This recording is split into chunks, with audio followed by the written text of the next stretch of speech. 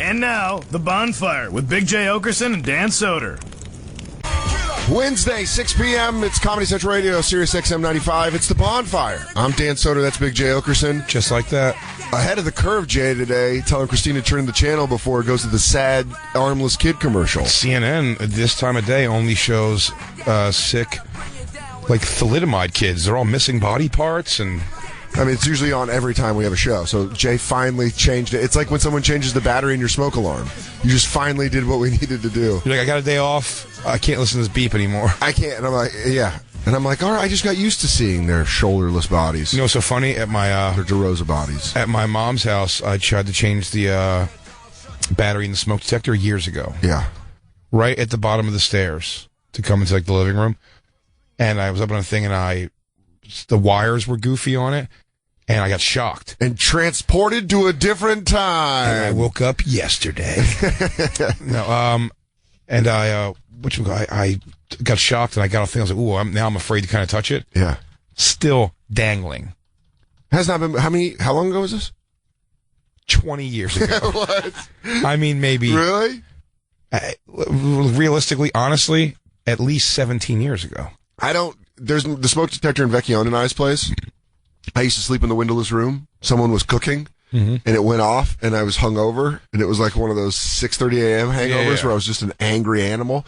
And I'm tall enough that I just reached up and pulled it out, and it's still just I got a dangle going too. Dangling from wires. Yeah, the wires are holding the thing out. Our landlord does not come around. He's like, I've lived in the same apartment for 10 years, month to month for 10 years, and he's just like, he's this guy. You're on a month to month. Yeah. But I don't, yeah. I've never signed like... But you just keep paying and... I just pay. Doesn't matter who you move in, who you move out? Nah, it's just me and Anthony. And then I call him like, hey, Anthony, have you been in my apartment with how the kitchen floor is at an angle like this? Oh, yeah. Yeah. It's still like that. It looks like somebody bunched up your kitchen floor.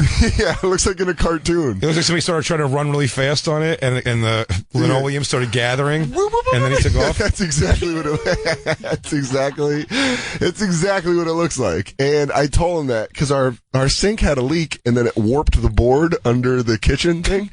And I tell him, and Anthony's like, yeah, I'll come by tomorrow. He just never came back. And then there was this gorgeous girl that lived on the top floor of my apartment. Her refrigerator went out. She called him, and he had a refrigerator brought to her apartment 2 days later. Like, I wouldn't be surprised if he carried it. I gotta get this thing up there. She was so hot. Oh, man, she moved to some Australian guy married her. And she moved to you don't understand. She needs to keep her groceries cold. Listen, I got to keep feeding her for those sweat of hounds. What's the problem? You two fanooks can't go over there? You guys are tough. Rub against each other. Vecchione gets pissed because the heat doesn't get turned on sometimes till way late. Why isn't Vecchione just Italian talk the guy? Because I can't. Hey, Anthony, come on now. The wires are hanging. The fucking kitchen looks like it has a roof on the floor. What did your dad smack you too hard upside the head? He's like, don't you talk about my father. I just lost my father. It's like going back and forth. You treat me like a mama food of a little chicken? But yeah, so it just doesn't. I'm happy we're doing voices here. I could have used this fucking not an hour ago. I'll be your voice bagger, Vance. I went on an audition on my way here. And I read the thing a couple days ago about what it is. I figured I can go and just read the copy. There was some copy for the different characters for an animated thing coming out. I don't know how much I could say about it ultimately, but it's an animated show coming out. But the audition they wanted me to do, it says like, also we're kind of keeping this loose. So we'd like maybe come and do a little bit of your stand-up. If you have any characters or impressions, that'd be great. Huh? I just want to kind of get a general sense of who you are. I'm like, stand-up's weird. I'm like, okay. Yeah, especially the kind of stand-up I do is like very crowd-centric. You're in the booth. Just ask a lady like, hey, you ever fuck a black dude? Hey, like, turn on your mic. Excuse me? Turn on your mic. You, in the other room. Hi. Hey. Jay over here. Do you ever fuck a black dude? You sit on the stool. Do you have a boyfriend? Yeah. You ever try some lesbo shit? Why not, dog? Who's walking by? Who is that? Who just walked by? Bring him in. By the end, you're just murdering with 7 people in another room. I wish. No, when I got there, I saw Mateo Lane and Sam Morrell in the lobby. Yeah. Sam Morrell was like, I think these people saw me do stand-up last night, so I think I'm cool on that. He's like, so that's why they make you do stand-up in there at all, but like, they just asked me to read the thing and do something. I'm like, okay. And then Mateo's like, yeah, I just got the thing. I'm going to do like these 2 impressions and like a little bit of my stand-up. And I'm like, really? Yeah. It's going to be like 2 people in there. He's like, yeah. He comes out. He goes, it's fun. It's really fun. That's what Mateo says. Yeah. So I go in there, and I sit down. I go, ladies, sorry, by the way, that I'm wildly late. And also, like, I got to start off with being so late. Yeah. Also. And I go, I'm excited for this. This looks very fun, but I got to be honest with you. I don't do impressions, and my stand-up's just not going to work here. I talk to the crowd, and I'm wildly dirty. And then they go, okay, well, that's fine. Like, we just basically want a sense of, like, characters you might bring to the table or something, because this show would require something like that. Maybe they're trying to make new characters and whatever. And we're looking for people to just kind of work, like, fun and keep it loose and fun. I go, okay. And they go, you can't do any stand-up for us at all? And I go, I mean, here's the thing. And I'm just sitting on a couch. I don't even go in the booth yet. Okay, so this is just out in... Sitting on the couch. Yeah. And is like, the soundboard not there? in the lobby. Does Yes. it look like you're putting together an album? Oh, yeah. You look like you're meeting on your album? You're like, ladies, here's the deal. I wanted more of a esoteric look. Yeah, Tupac was in the booth, fucking laying down tracks, putting in the work. Tell Pac we want to run those bars again, but yeah, no, I think it's almost there. Come with me. Hell, man. You should have done that. I'm going to do a Tupac. Guys, I'm going to do a Tupac real quick. I'm going to do a Barbra Streisand. Love soft as an easy chair. So you're still on the mixing board, sitting out on a couch, and I go, I stand up. I go, I mean, I can tell you, like, just it's like my stand up, because I preface a joke with this on stage, and I say the newest thing I do, really one of my newer jokes, like the first time I told it. And it's all real life stuff. It's all kind of ripped from my life. A woman literally tried to barrel charge out of a door, an emergency exit, to get away from this joke. And you prefaced it. It's two girls in the meeting. Yeah. Two girls. Yeah. So then I go, okay. And then I proceed to go on and tell a joke about seeing my 14-year-old daughter naked by accident. Very funny joke. Great joke. And it's not even a joke. It's thoughts on a real thing that happened. But just the way you have it tagged up, it's very funny. Yeah. It is, yes. I'm happy with it. So I was like, maybe I'll tell this. It'll make them laugh a little bit. Do the stone face, awkward giggles, sort of. Oh, yeah. And they go, so I go, so yeah, and they go, and a guy tried to run out. I go, no, a woman tried to like barrel out of a door. They go, okay. And I went, well, I have the copy here. Like, I can read some of the copy. They go, do you have it on your phone? Because, like, we don't have the copy here. I go, sure, I got it. I go, I think I have some good idea for one of these characters I read. So she goes, okay. Then I go in the room, and I just, like, I'm already so defeated by it. Yeah. And you have to open that heavy ass door for a voiceover studio. It's just like a steel two heavy steel doors. Yeah, you feel like it's one of those airlock contamination things for you're like, all right, hit it, and it's like, woo. Yeah, they're gonna decompress me. He got hit. Put him in the decontamination tank. So yeah, it's a lonely feeling in between those doors. I say right away on the words, I go, guys, I think that my daughter's bush thing kind of fell short in the room there, so I feel like this is not going to go good. Why don't we put it on wax? They go. No, it's great. They go, do you do anything? I was scurrying so hard. I felt like so lame. I go, I got some good ideas. I think I do pretty funny on the one character, so I read like the 4 lines or whatever it is. But I flub it. If I go, can I start over? Oh man! And I just read it. I just get through it poorly. Yeah. I'm just so defeated at this point, and I go, sorry. They go, and you don't do any characters or any impressions? I go, I mean, here's the thing. I do radio as like a job. You know what I mean? As my job is I do radio. Do you want Sleepy Mexican? Literally. So I go, yeah, I should have done Sleepy Mexican, dude. I should have done it. You should have done Charlie Sheen. I did do Charlie Sheen. But really poorly. But I don't know what to do. So, no, dude. You do it better than anybody. No, here's the thing. My panic is that's also my Beetlejuice impression. So I do Charlie Sheen, and then I just go, yeah, I'm the ghost with the most, baby. And then I went, AIDS.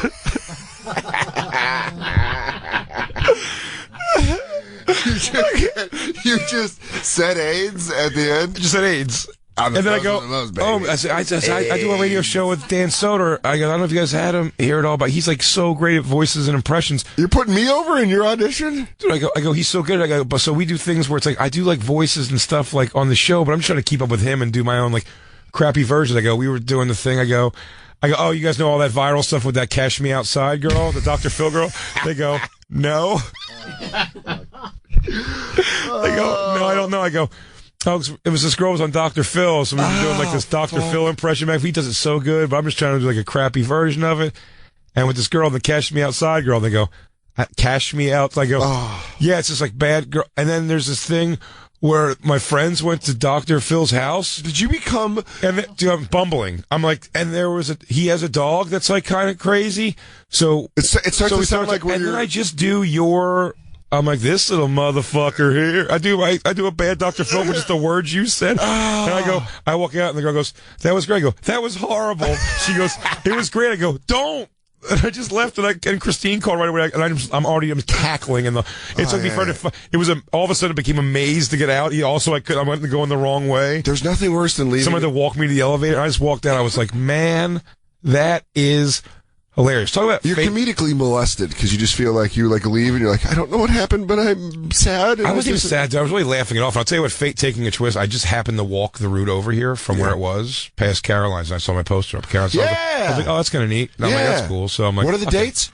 March? March. I think March. Yeah, if you're in the New York City area. It's April. I'm gonna be hanging by. So I'm gonna come and hang. Hell yeah. I've had auditions.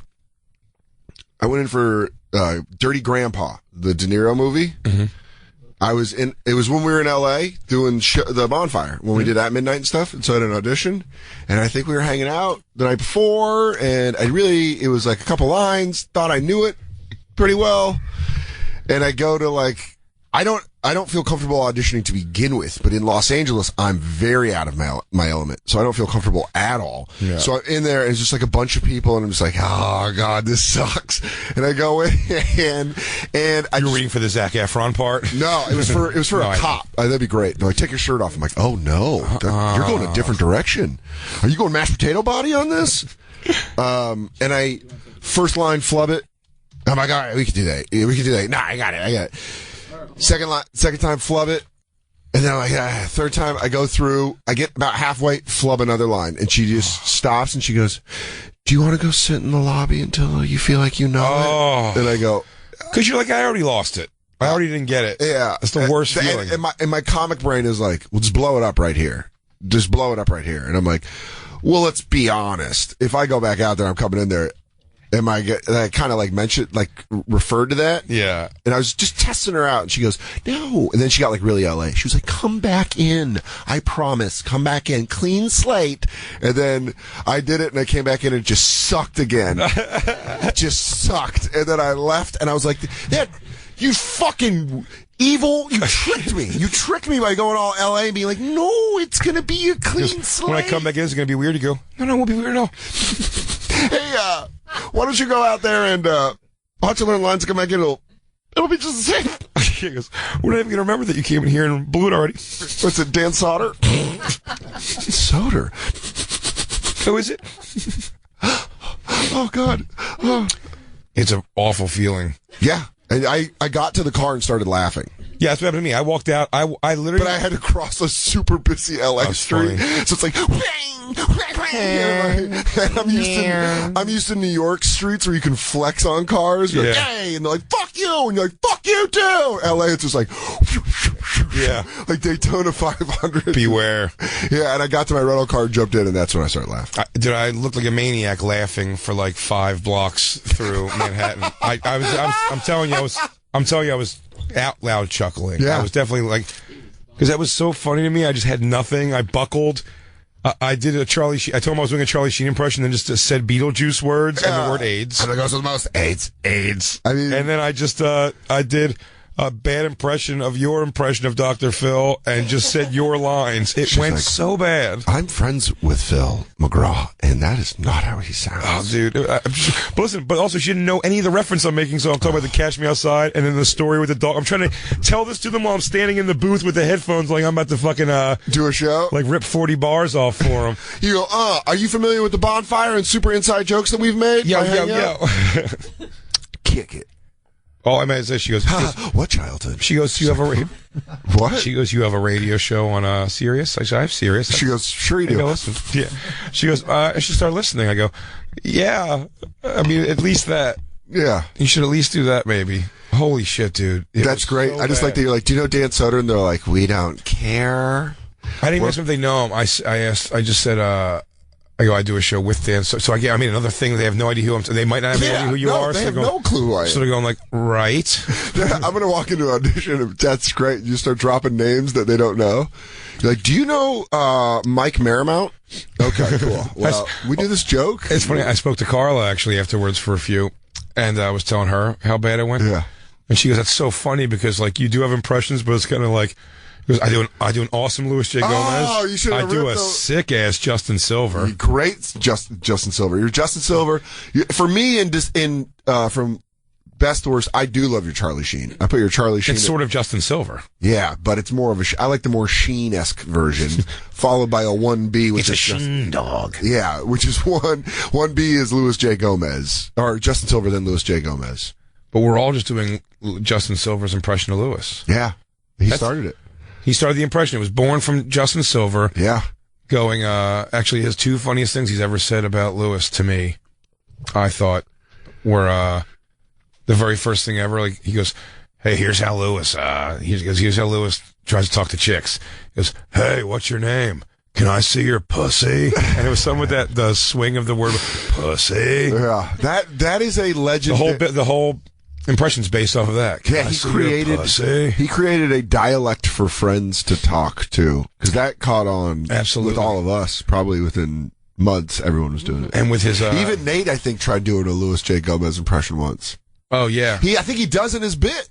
No, he doesn't do the actual impression of it. No. Okay. No. I thought he might have. The McDonald's bit. The best thing with Nate doing impressions when we first all got was it I was Grand there. Theft Auto 4? No, I know. Yeah.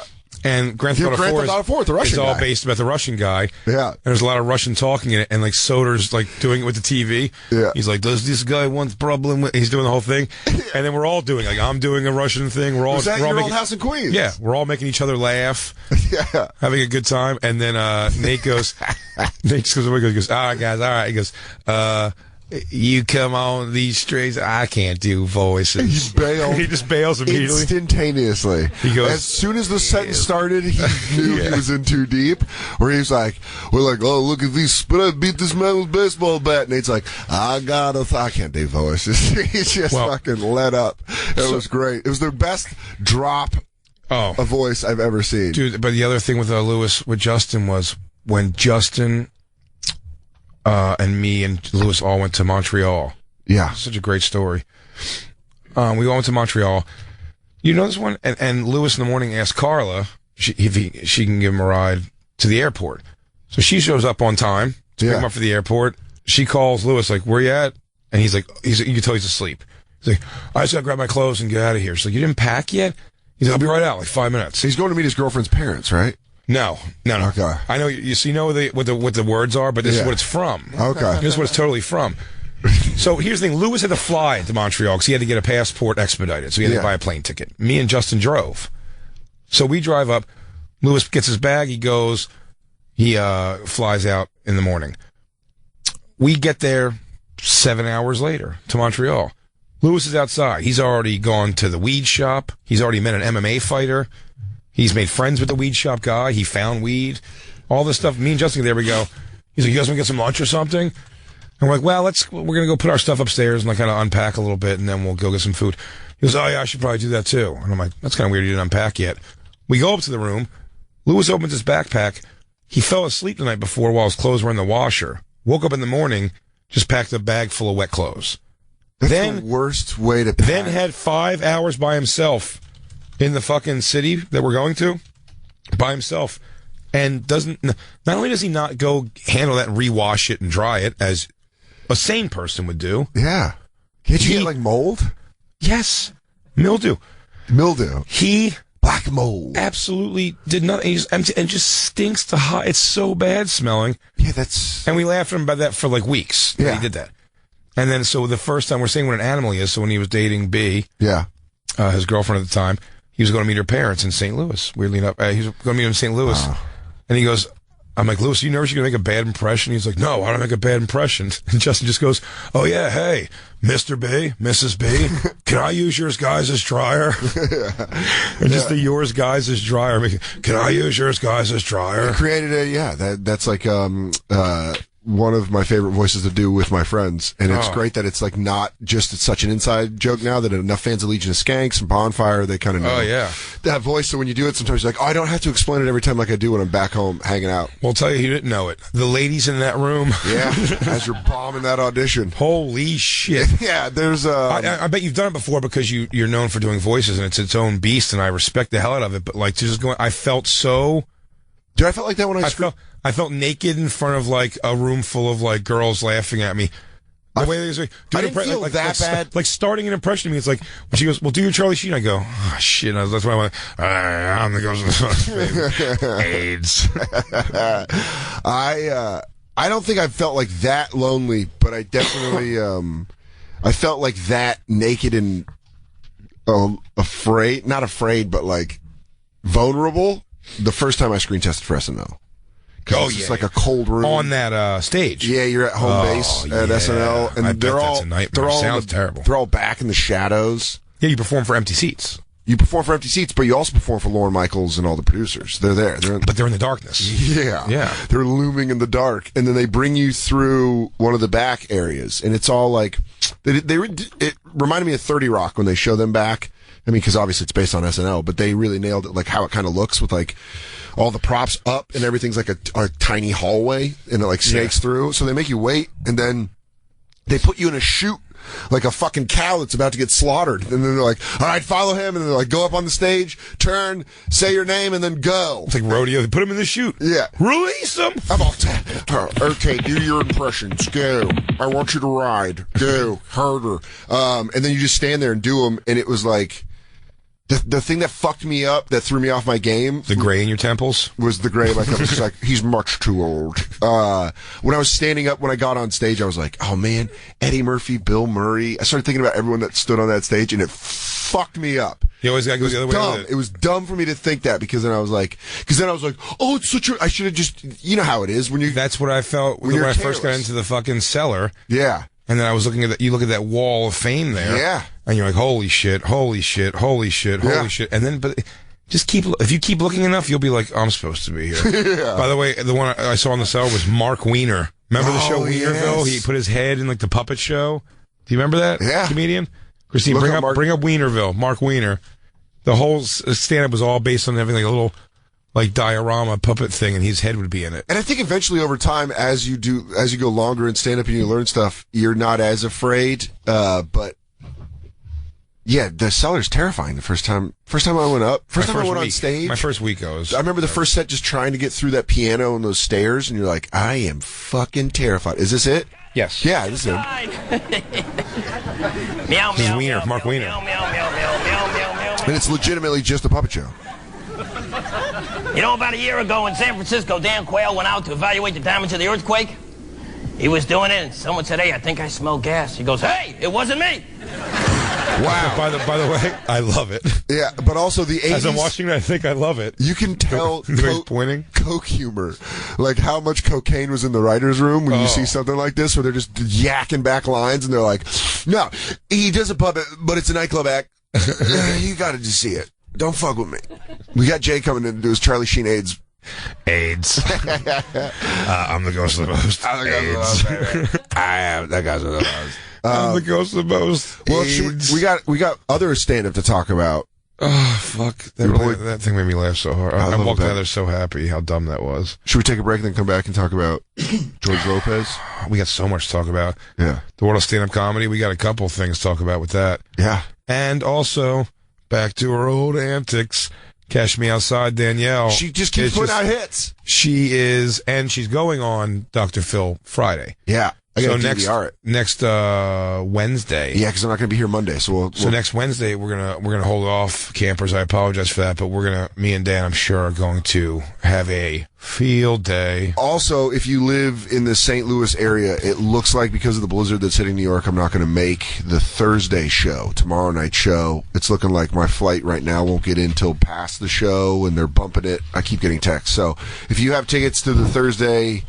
Go fuck yourself. Helium St. Louis. You can go. No. Please go to their website or also just call the club and see if you can change it to Friday or Saturday because it's looking like right now I will not make it. Or you can suck it and fuck it. Okay, and you can hear that kind of potty mouth at Comics Mohegan Sun, Thursday, February 16th through February 18th. And then Big J is going to be at the Helium in Buffalo, February 23rd through Saturday, February 25th. Go to bigjcomedy.com for tickets. And don't worry, Dan is going to be there Friday for his Friday, February 10th show. This Friday and Saturday, February 11th. And then you can catch him, of course, the Punchline in Sacramento, California, Thursday, February 23rd through Saturday, February 25th.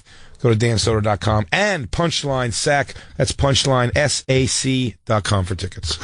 Oh, dude, I'm dying. Oh, wait, and also, can we tell people that? Oh, yeah, sure. Season 2 of Billions, Dan Soder's show? No, not at all. It is. It's your show. I'm very much a peripheral character. It's a Dan Soder vehicle. I have been pushing it as that. I told the girls in the room while I was doing my impressions that I work with Dan Soder of TV's Billions. Vehicles, such a funny. The Dan Soder vehicle. Funny thing to Dan Soder launching pad Billions. Not really. Season 2 of Billions is going to premiere on Showtime Sunday, February 19th at 10 p.m. And cool news, if you're not watching this illegally like some piece of shit and you're a fucking adult who has cable, you can catch the first episode of Billions Season 2 on demand this Friday, February 10th. It's a good season, too. So make sure you check that out. It's a good season. If you like season 1, you like season 2. I mean, it's better. You should just say it's good. I think it's a good season. It's the greatest. Makes it seem like there's like 7 seasons already. He goes, this is a good season. We got back. We got back to basics on this one. Season 14 is really back on track. It's like we found the rhythm that we all remembered back in episode 4 of season 1. Do you guys remember episode 106? Say Goodbye to the Night? Because I remember we were filming that scene. Wow, that's a little funny thing. A lot of people might know about this. Malin Ackerman, the fine young actress that I work with on the show. And wait, before we go to break, real quick. Have you guys had time to sort through, I assume, the hundreds of emails that have women looking to hook up? How many submissions? Dating game possibly with Jacob, Lou, or Merkface. What do we got? I'm going to guess, can I go over under? I'm going to say 400 emails. Jacob, you...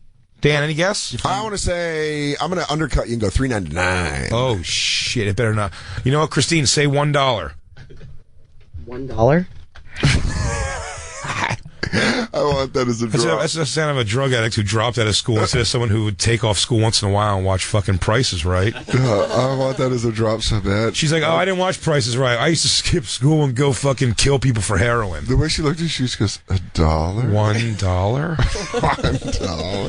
$1? But realistically, Christine would win, but she's a little high. Really? Yeah. Zilcho. 1. Oh. Not 1. Oh, 1. Not a 1. Not 1? Ladies, Not 1. This room, Again, ladies, if you want to the masculine animal energy in this room is unbelievable. How did no one write in? Maybe we didn't make it. Maybe we didn't send it like as hard as we at wanted the you can email the Bonfire at SiriusXM.com. It's THE. I'm sure they just spelled it wrong. Yeah. THEBONFIRE @ Sirius XM. That's spelled out SIRIUSXM.com. The Bonfire, all lowercase, @ SiriusXM, all lowercase, .com, all lowercase. So you make sure you email in here because these guys, I'll let you know something. Even if you just come by and give them a hand job, you get to rub up on that blanket. I mean, you can always look at that. What do you want to spend $200 some on a blanket when you can just jack off one of these dudes and use theirs? Merkface will let you use it. Merkface is in love with his blanket. Love. I think Lou, he did his homework. When we come back, we'll find out first about Lou's blanket. He did bring it home, and he's going to give his feedback on it. Jacob, I don't even have to ask that you love yours, correct? You don't have to. I love it. You've used it. You've used it already. Oh my! And you've loved it. Love it. Yeah, me and Christine have used it so many times now. Every night since I brought it home. Well, Dan, I know you're loving some yours. lucky lady. I love mine. Some lucky lady's going to find one of you blanket boys. It's the Blanket Boys. We'll be right back on the Bonfire.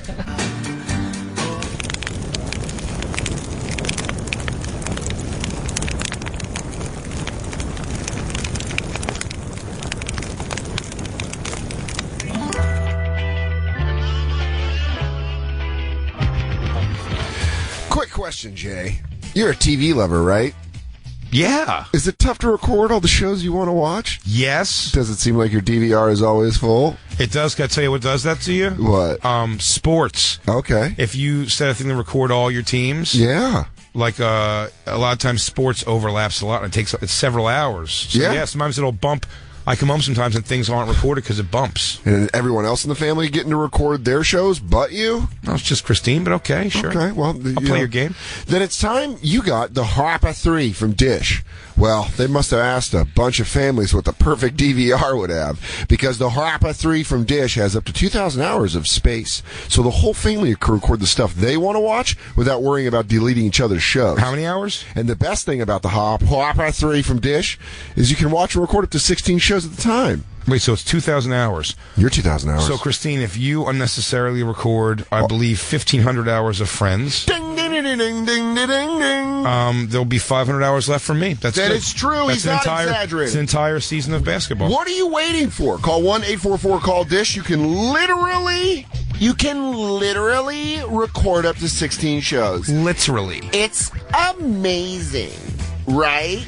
With the Harpa 3 from Dish, everyone's shows get recorded. So quit missing out on your favorite shows and movies. You're really showing off your voice work. Just I'm going 4-inch. Hey, ladies, if you're listening to the show now, an impression maybe. I'm going to do all of them. I'm going to give you a little cornucopia. I'm going to give you 6 inside one. But get worry-free TV with the Harpa 3 from Dish. The beat goes on, and just call 1-844-CALL-DISH or visit thedish.com to sign up. Yeah. Restrictions apply. Call for details. Dig it.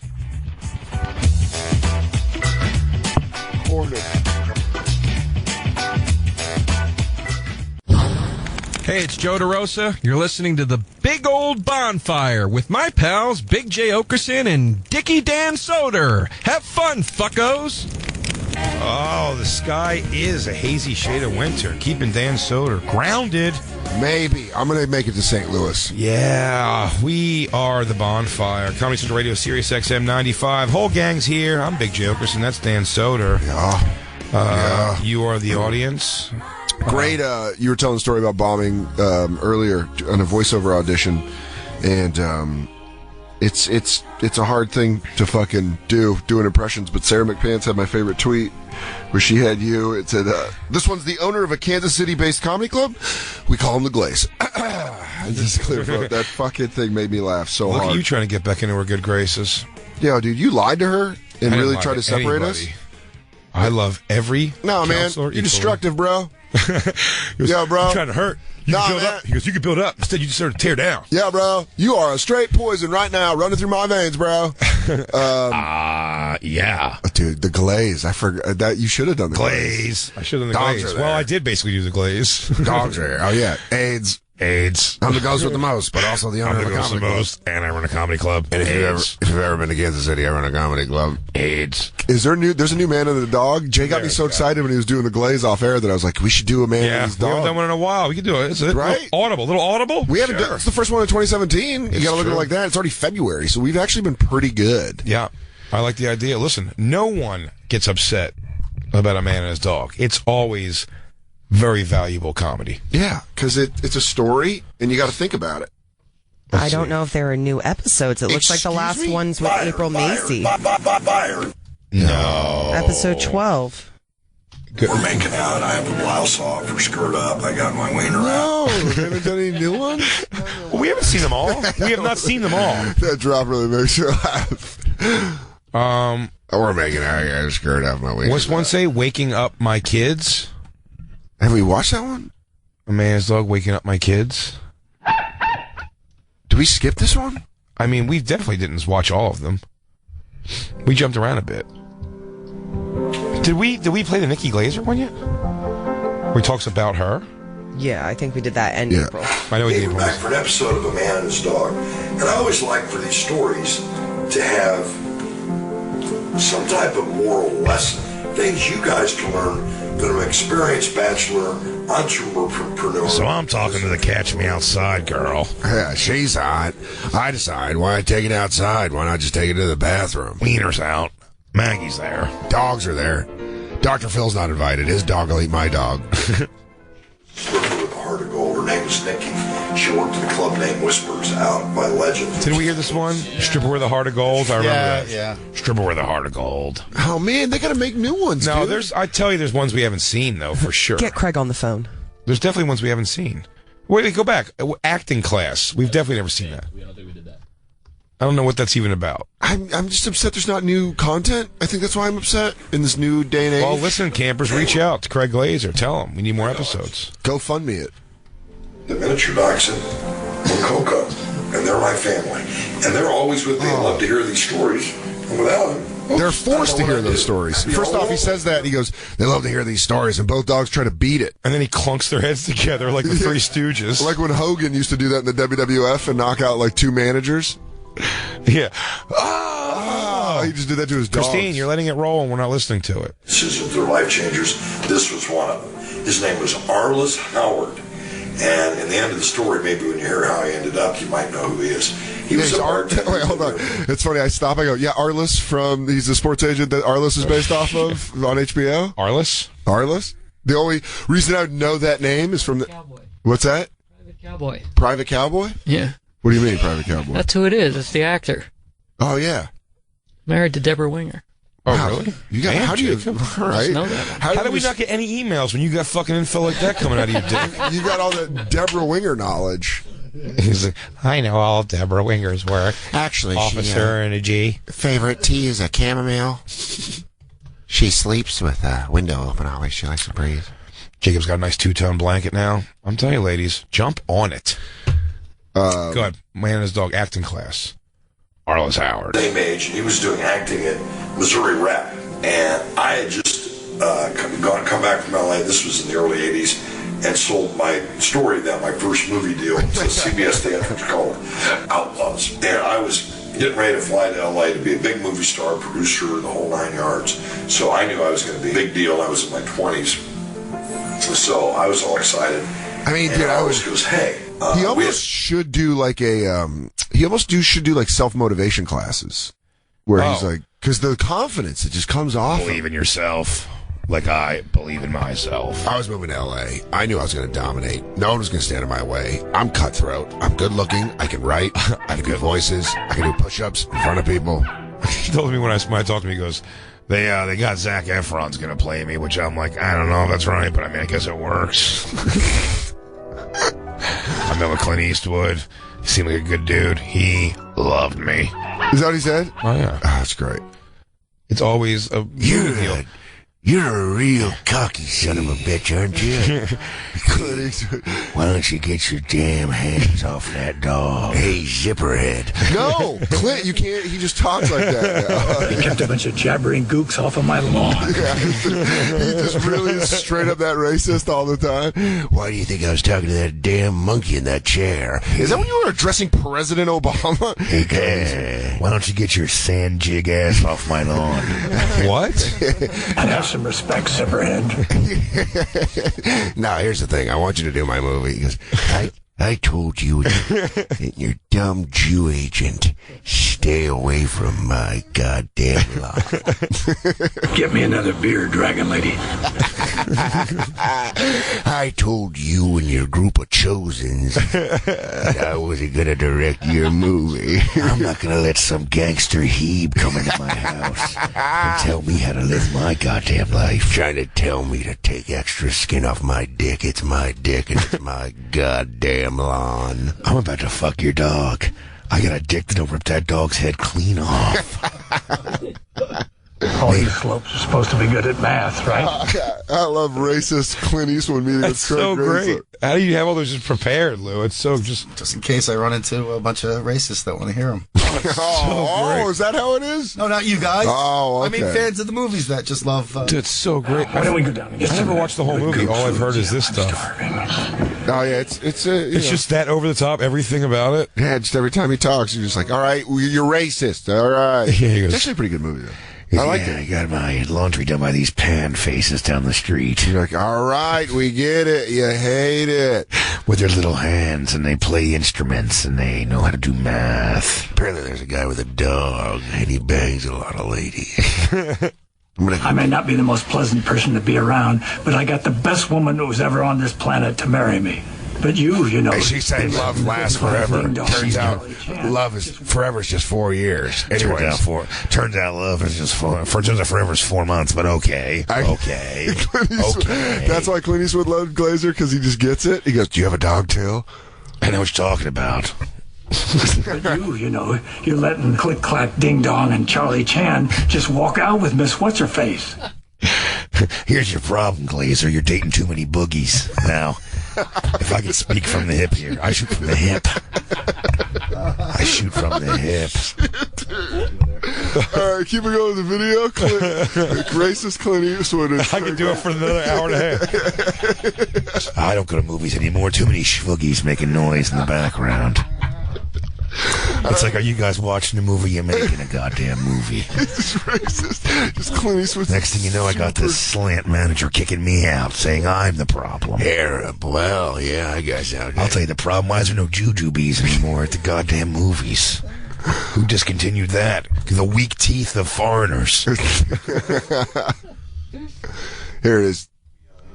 Actor named Steve Guttenberg. Yeah. Remember that? I've heard the name. A couple of franchises, Police Academy being one. I don't think it was a couple franchises, Craig. I think it was one. It was 2. 3 Men and a Baby. Oh, I'm wrong. You know what? Can I apologize to you and the Glaze? Cocoon 1 and 2. God damn it. I really undersold the Goot. Was it Can't Stop the Music, the Village People movie? Oh, no, that wasn't like a franchise. No, but it Short should have been. Circuit? Short Circuit? Short Circuit? No. Is that Goot? Is that the bird? That wasn't Goot. Yeah. It might have been Goot. Yeah. 1 and 2. Could have been Goot. All right. Well, Police Academy. You proved me wrong. Police Academy 1, 2, 3, 4, 8, and 9. He just skips through the middle. Short Circuit was That's Cocoon. Yeah, bro. All right, let's go back to the Glaze. Anyway, what about in the middle? Cocoon. I made a few bucks, and later, I would know him in L.A., but I didn't know him yet. So Guttenberg would be the main guy in these scenes. We would all play soldiers in a story, a TV movie. You know how TV movies go. You know how they get. About a nuclear explosion. Jew producers. And the name of that movie for television was called The Day After. Unbeknownst to me, it would become the biggest one-night TV movie in history. The only thing bigger in that era would be Roots. And the name of the star of the movie, because I read it, I went, well, who's going to want to watch this movie with this old guy, Jason Robart? So Arliss and I would be soldiers working with Steve Guttenberg. Dude, I love Someone just come through his house. Did the dogs go ape shit? I think it's a Starbucks. And he opens a frap. He has a frap. So Arliss comes to me and says, you want to be in this movie called The Day After? I'm like, I'm going to be doing my own movie. It's a big deal. It's a TV movie. I don't Zac know. Efron and Clint Eastwood. Decided to be in these few scenes with Guttenberg in a movie the whole world would see, and I didn't know it. Months passed. I'm in L.A. I'm driving my Stanford & Sons Mobile, the company car, to my acting class on Robertson. And a guy on a motorcycle pulls up to me at a stoplight. I'm looking over at him and I recognize him. I go, is that you, Les? And I roll the window down, right? And he goes, yeah. I go, what are you doing in L.A.? He goes, well, I'm making a living acting now. You know, I was in that movie and I got an agent, you know, and so did everybody in the scene, including Guttenberg, who, you know, is now in Police Academy and Diner. I went, yeah. But you didn't want to Hold on. I love that there's shittiness behind it. That he got shit. Okay, great. We're at a stoplight. Hey, it's about to turn green. Yeah. Hurry up with your point. You're droning a bit. Can you keep it moving? I like him. I got somebody dog sitting right now. Him criticizing the storytelling of someone that he ran into at a red light. Get to it, dildo. Yeah. Got it. Okay. Your point being, and A plus B equals C. Story's long, story's boring. Dog's here, wiener's out. I'm getting sucked off by Black Barbie. Black Barbie's gonna suck me off. It's the early '80s. That's all those guys are good for. Sucking cock. Yeah. I don't like anybody. The darks like to live on their knees. That's what I tell myself when I stab their heads with my cock. More glaze. I sold my movie Outlaws. He went, oh, really? I go, yeah, I'm on the way to acting class. Where are you going? And he goes, I'm on the way to LAX. I'm flying to London. I'm starring in a movie called Full Metal Jacket with Stanley Kubrick. Can you believe it? Think about it. That's it? He just... By the way, he just released the dogs like they were doves in a John Woo movie.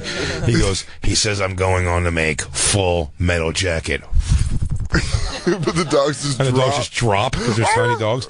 Oh! Fly doves. Oh, yeah. I forgot. They're doves. It's stories like that. I'm always impressed with someone that's just that confident. He's killing it. He knows what he's doing. Does he? Yeah. He's got to know what he's doing. Sometimes you're like, yeah, and then sometimes you're like... Dogs. I mean, how fast he threw out the N-word in front of Christine when she met him for the first time was mind-boggling. How fast would you say, Christine? I mean, we got picked up in 20 minutes. 20 minutes, yeah. We got picked up, and then we parked at radio, and he was talking about the line around the club. And By the way, dropped it. I'm not even judging him for it because, like, you know, like, I definitely, like, in the right circumstance, I'll whip it out if it's like funny or something with friends. But not with a girl that you just met. He just met her. It was so weird. But I love that he's just like, he just goes for it. He has no idea if she was adopted by black people or anything. He's just going to let it rip. Well, that's the confidence that I'm always talking about. That's fucking insane. That's like, okay, Morton Downey? What are you he offered me to do a guest spot even though he knew I wasn't a comic. Wait, what? He was like, you want to go up? You want to do a spot? You want to go on? Go up. Yeah. Knock yourself out. He's got to put your chicken in front of you, too. He goes, yeah, why don't you go on? Like, get a look at that ass from behind as you walk off stage. Go tell a joke. Yeah, get in there. Handful of tush. Oh, you got a fat pussy, Ma. You got a fat pussy, Ma. You got a fat pussy, Ma. No. Catch me outside. How about that? That was a compliment Christine got on her way to exercise in exercise pants from a Puerto Rican in New York. You got fat pussy, Ma. She's on the way to yoga in Hell's Kitchen. I love that. Yeah, she sucked him off. She goes, you mean it? Really? Like a good fat? Like PHAT puss? She goes, you mean good fat? Like yogurt? I felt so assaulted. Do we want to talk about the Cash Me Outside girl? Because we've been trying to avoid it. She's back in the news every fucking... Oh, wait. We haven't gotten Lou's. We got to get Lou's. We're jam-packed today. Yeah. Lou, we found out, left the fucking blanket for an extra day. Didn't even give a shit to take it home the first day. It wasn't going to get stolen. Soder's concerned you're going through something. He says Lou is acting weird, like maybe he did something gay and you don't want to talk about it. I didn't say that, but I said he was acting weird. Why? Because I don't want your uppity blanket. See? Here he goes again. I just don't feel comfortable with that kind of extravagance. That's okay. Is that what it is? It sticks out like a sore thumb. Were you on that text thread when Dan suggested that's the case? Like it's too elegant for you. I suggested that. That was behind my back? No, because I wasn't on that thread. Oh yeah, it was behind your back. All right. Everyone was worried that you hate yourself too much to enjoy a great blanket. We were thinking about having an intervention, an elegance intervention. Oh man. Oh yeah, Jacob ratted you out immediately. I want to put you in finery. Yeah. We're going to give you a weekend at a finishing school. Welcome back, Lou. So you brought it home and didn't like it? No, I did, and I thought I was going to hate it, and I didn't. But yeah, it's okay. I didn't get that reaction that everybody else gets. Like, this is fucking heaven. There's nothing better. Okay. What is heaven for you? And don't say listening to Pearl Jam and jerking off to retard porn. Coffee stain sheet. I already know that's the answer. So give me something else. Yeah, Pearl Jam's definitely part of my heaven, but I'm just not good with bedding. You know, I don't like, it's... What do you sleep on? Do you sleep on a bare mattress? No, I put when I think people are going to be around, I put a sheet on it. But you will sleep on a bare mattress if not. If need be. But there's no need be. Why would it ever need be? You're a goddamn adult. Yes, if all your sheets are being washed. You know, sometimes it falls off. You just don't give a shit and you leave it. To put the elastic strap back over the side? For who? I'm single Lou. I don't need to put that shit back on. For how awful that feels when that thing starts hooking your hand at night. Yeah, you feel like you're constantly moving every day. Don't you want to get that sheet nice and tight on there? Nah, not for just myself. I don't need fancy. We should get Lou some Egyptian cotton, just some sweet. Well, I'm getting you some sick bedding for your birthday. Silk sheets, Lou. Can we? Oh man, I wish we could send him to a finishing school. He'd come back, Louis Witzke. I'm sorry, gentlemen, I can't do a lot of those drops. What's your middle name, Lou? Peter. Louis Peter Witzke. Lou Peter Witzke. Louis Peter Witzke. LP Dub. Yeah, LPW. Entering Lewis P. Whiskey. I gotta tell you, Peter's a terrible middle name. Why? Peter? What's your middle name? Michael? All right. Look at all uppity, Mike. No, but Peter's like having. No, but if your name was like Dan Jake Soder, that's like a weird middle name. That's what fucking. That's what Peter sounds like to me. What's your middle name? I have two. What are they? Edward Richard. Oh, Jesus. Daniel Edward Richard Soder. Fucking the dish thought you were going to be royalty. Aim high. Daniel Edward Richard. Aim high. Durst. Everyone knows it's hyphenated. Is it hyphenated? No, I don't think so. Oh, that'd be great. It's not hyphenated. Daniel Edward Richard. Do you really believe I would have a nigger run our family business? Do you? Christ. Do you believe that, Dan? That just came out of nowhere. Do you believe I would do that? No, I don't know. Maybe if you had affirmative, I don't know. Lou, I love you for it, but why do you have all these drops? You have a whole racist board of drops. That's that a racist row. That one was just to show that he's uppity. It's because you're doing those two Italian guys podcast now, right? That's it. They want all this. Hey, Lou, heavy on the end drops. Yeah. Hey, every Lou. time it's said in a movie by a white man, I want it. I want you every shade. You gotta have. You understand something. You should be embarrassed. Lou, I want you to have every cataloged N-bomb in the history of cinema. Double pay if the guy who says it happens to be Italian. Well, Lou, thank you for trying to be elegant for us and for Kiko. Hello. It's cool. Keiko. It's cool. Lou, I can't. Thank you. Lou, I can't be elegant. It's a good product. I can't be elegant if how hard I laugh at your racist drops, buddy. I'm not elegant either, but I'll treat myself to a nice blanket, buddy. Yeah, I know. Why don't you embrace it? Merkface comes from nothing. Look at him. He told me he willfully doesn't take showers sometimes. Dude straight up looks like he walked out of the swamp. No, that's not a big deal, by the way, Jay. I'm not going to let you hit Andy on that one. I think it wigs me out. That we don't shower on Sundays? It bugs me out. Sometimes I don't shower on Sunday. Jacob, I know you're on my team with this one. Lou, I'm not even going to come over to you. You sleep with your sheets have come off your mattress and started wrapping you up with the elastic. Lou takes baths like a 7-year-old, like once a week. I just picture Lou waking up freaking out with his feet and hands. You know what I'm talking about? The sheet that goes over the mattress? It's like hooked his hands and feet. He's like wigging out, just trying to get out of it. I had a dream that I was being held down by Soundgarden. I hate you, Soundgarden. I hate you, Cornell. you guitar player who also manners. So I'm not going to go to Lou on this one, but this is, Jacob. And I know Christine's with me. No, actually, Christine's a dirtball who would probably not take showers days in a stretch. Well, even if you're just home all day, you know you're not going anywhere. Do you still jump in the shower that day? Every day. Every day. Every day. Every day. Always shower. Why not just one? It's Sunday. You wake up. You take sweatpants. You take dumps. Yes, you wipe your butt. I know you don't wipe your butt good enough. I wipe my butt. Excellent. No, you don't. There's no way. Are you only no shower when it's cold out? Like in the summer, do you go? Oh no, summer. Summer, I don't miss a Sunday. Yeah. Summer, I got to shower every day. Winter, cold out, I'll skip a day. I'm year round. Even in the summertime, you'll say, I fuck don't give it. a shit. I'm lazy. Oh, that is such that's pure laziness. That is such a scrubby ginger thing to say. I let it just, I got my crock pot. I don't like getting wet. I don't care. You don't like getting wet? No, Are you a I hate cat? showering. Do you really? You I hate don't showering? Like, it's a Like a pain child? in my ass. It's not a pain in your ass. Yeah, it is. Okay, wait. He's trying to push Andy into the shower. Andy, get in. I will give you, I've said this to you, I think, Christine, before. Taking a shit and a shower are two things that I wish I didn't have to do every day because I feel like they consume such a portion that it was something I wish I didn't have to do before I did stuff. Well, here's something fun. But I have to do it. Take something you can learn and do it while you're pooping and showering. No, I feel like you do it. Is it a compulsion? No. Like you have, because for me, some days it's like if I'm just going to lay on the couch, I know I'm not going to leave. You think taking a shower a day is no, but the way you wipe of compulsion? No, but the way you wipe your butt is borderline compulsion. I know. I think you feel really skeezy if you don't shower. Like even yesterday, you were upset because you felt gross. I was like, you don't look gross. You just felt dirty from. I had stuff in my hair from the day before, wearing a hat. Well, I have friends that have to shower right after they fly. If they fly somewhere, right when they get there, they have to shower. I don't care about that. Is that you, Jacob? Yeah. You're supposed to. Especially I know. Who says you're supposed to? But if I land, my mother in Florida. My mom did say that. If I land, did she write her name in your underwear? I bet Jacob's underwear has his name in it. Let's see.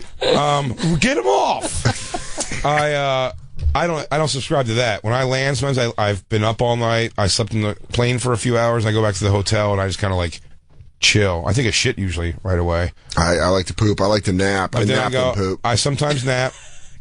A nap and poop? Poop nap. You poop and nap or nap and poop? I nap, I let the poop settle, I get up and I poop, and then I then I go to the club. Which again, I'm sorry, I don't think will happen tomorrow night in St. Louis. If you have tickets to Helium St. Louis, I will be there Friday and Saturday. This blizzard that's about to hit New York is fucking shit up. If you got tickets for tomorrow, you can go fuck yourself. Hey, dude. No one gives not a shit. saying that. I don't control the snow. Cares. I do not control the snow. Is this... You keep bringing up a picture of a baby. And it's being held by the night itself. Oh, yeah. I want you guys to guess whose baby that is. Oh, I know whose baby. Chet Hayes. Yep. Tyler in Arizona was calling in to tell us the same thing. We don't got to take the call, but thanks, Tyler. Chet one of our super Hayes campers. Clearly fucked the darkest black woman that has ever lived. I mean, he had this baby a while ago. I guess so. That looks like Matumbo's sister. Not in the house of my sister. No. Hey, girl, your brother gone. Tom Hanks has a great... Oh, okay. I can't believe he got a chick that black. Do you think he wanted to do it so he knew his daughter would be darker? Well, hang on. Than if he had a light-skinned girl? So he was like... Real street cred. He's like, hey, yo, I ain't gonna lie. I'm gonna go the dorkest I can get. Dude, I love it. Hey, not for nothing. I'm gonna go as dork as I can. I'm trying to get one of these Uganda bitches got a little bit of Chicago street cred. Oh, my God. I love that at Thanksgiving, Tom Hanks has to hang out with the fucking Ugandan chick. I did not want An to African bush lady. Chet, he's the greatest rapper of all time. I like his #1 hits. He stretched me out.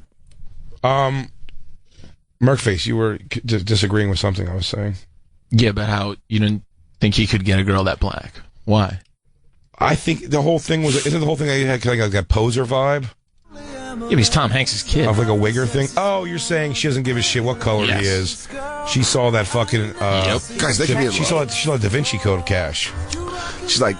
I'm not saying I'm a gold digger. Yeah. But I'm not looking for no broke. What? We're just turning her into the character from Eddie Murphy's Raw. Eddie! What you do for me lately? Eddie, I want half. Congratulations, Chet Hayes. Yeah. I mean, he's brought us a lot of joy, and I think he's turned his life around. Chet Hanks now. Chet Hanks. He says his daughter inspired him to get sober. Good. All right. Well, then there you go. But then they all went to Disneyland without the new baby and her mom. Without... Wait, so they went to Disneyland without Yeah, there was the like baby. a Hanks family outing to Disneyland, but like he just didn't bring his baby you and can't her mom. bring the dark people. We're getting a personal tour. It's going to be a little weird, Chetty. Chetster can't explain to the staff. It's going to really slow down the tour. Dad, you're letting Uncle Peter Scolari go. Well, there, yeah, all right. Well, good for Chet Hayes. She is dark, huh? Yeah, she's... God damn. And he's white. I thought that was just a baby being held by Wesley Snipes and To Wong Fu. I remember watching that movie... Why? Because my mom rented it from Blockbuster, and she's like, I got Tu Wong Fu, and then like a third of the way through, I'm like, I thought Patrick Swayze was going to fight. This isn't Roadhouse. Is he fingering John Leguizamo? Why are they all lady? Yeah. Oh, fuck, we got this. Should we go to this? We got to take a break. I know. But we got to talk about the two stand-ups, and then we got two stand-ups. The Kitchen Outside, she just keeps doing shit. She's great, though. I mean, let's do that when we get back. I literally hate the mother now. Yeah, let's. I now think the mother's the entire blame. I stopped blaming. We got the kid. we got a bunch of tweets about it, so we'll talk about that when we get back. It's the Bonfire.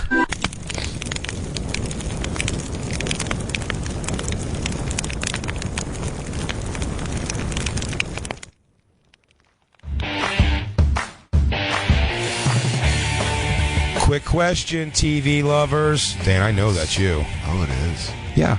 Is it tough to record all the shows you want to watch? Do you find that tough?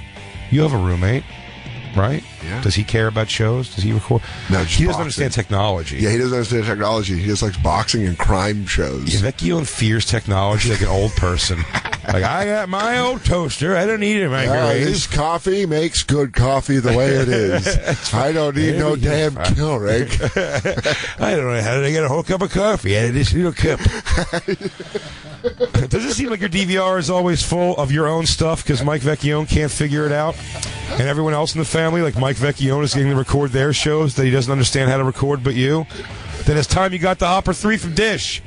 Well, they must have asked a bunch of families what the perfect DVR would have, because the Hopper 3 from Dish has up to 2,000 hours of space. That's 2,000 hours, 1,900 hours for Dan, and then 100 hours of Mike Vecchione just whacking buttons. Hey, where's the guide button? I want to see what the weather's going to be tomorrow. But the thing I want is 2 hours from now. I can't watch that. I'm going to be too tired. Push the button. Oh, there's so many buttons. What happened to just the up and down button? The whole family can record all the stuff they want to watch without worrying about deleting each other's shows. And the best thing about the Hopper 3 from Dish, you can watch and record up to 16 shows at the same time. That is a big, big deal. And I'm not exaggerating.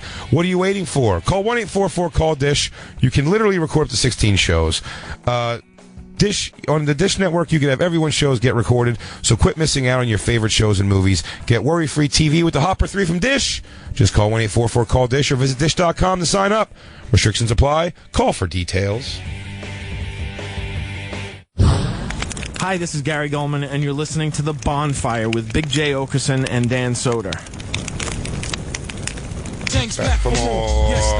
Yeah. Bonfire, Comedy Central Radio, Sirius XM 95.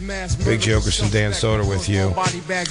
We're doing winter songs. Yeah, songs with winter in the title. There's a blizzard coming. It's about to hit New York City tomorrow morning. I'm looking for our next one. There is so many songs with summer in the title. Yeah, there are a lot of summer songs, not a lot of winter songs. I mean, there's so few, actually. And if you haven't been listening, if you're in the St. Louis area, it does not look like I'm going to make the show tomorrow night. Hopefully make the Friday and Saturday at Helium. I'm looking forward to working that club, so I'm bummed that I'm going to miss the Thursday night show. As of now, I'm missing the Thursday night show. If it changes, I'll tweet it out or whatever. Also, follow us at The Bonfire, SXM, on Twitter, Instagram, Snapchat, Facebook, all that bullshit. Follow us personally at Big J. Oakerson. At Big J. Oakerson and at Dan Soder on both Instagram and Twitter.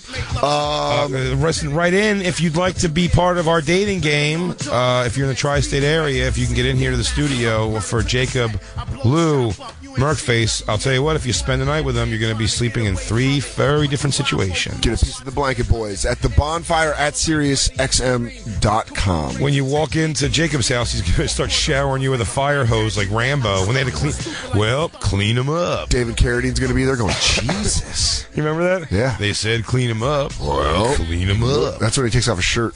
If you sleep with Lou, you're going to be fighting the sheets all night. Like, Lou, Lou, I'm freezing. Can I have a little bit of corner sheet? It's flipping over my shoulder, Lou. I don't like it. Lou, I feel like the bed's trying to softly hug me. Merkface, I don't know what's going on there. I started to feel like he just lives on a couch. I feel like he sleeps on one of those Japanese beds. He was so excited for the throw blanket, I think he just lives on a couch. The last 2 nights I've fallen asleep under my blanket on the couch. But I, last night, moved to my bed where I use one comforter year-round. Me too. I'm okay with that. I don't have a problem with that. That's my scenario. All right. You said it like you were coming out of the closet. No, just one comforter the whole time. Okay. We were trying to get some new bedding, me and Christine. This is living with a girl shit. But like, what's so funny is, when I pick something that I like and Christina's like it, she goes, "No, hate it. I hate it. Doesn't speak to me." All this weird shit. Then she orders a comforter set without me. Yeah. Just does it. And the shams come. And she gets the blanket. She's like, "Now I hate the blanket. I'm going to send the blanket back." So she sends the blanket back.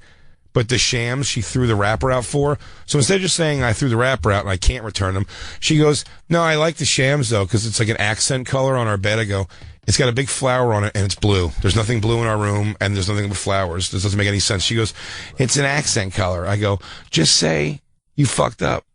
And we'll eat the couple bucks and we'll throw it the fuck out or whatever." So you're trying to push her through. Yeah, the shams were like $6.95 each, so I didn't think it was a huge deal.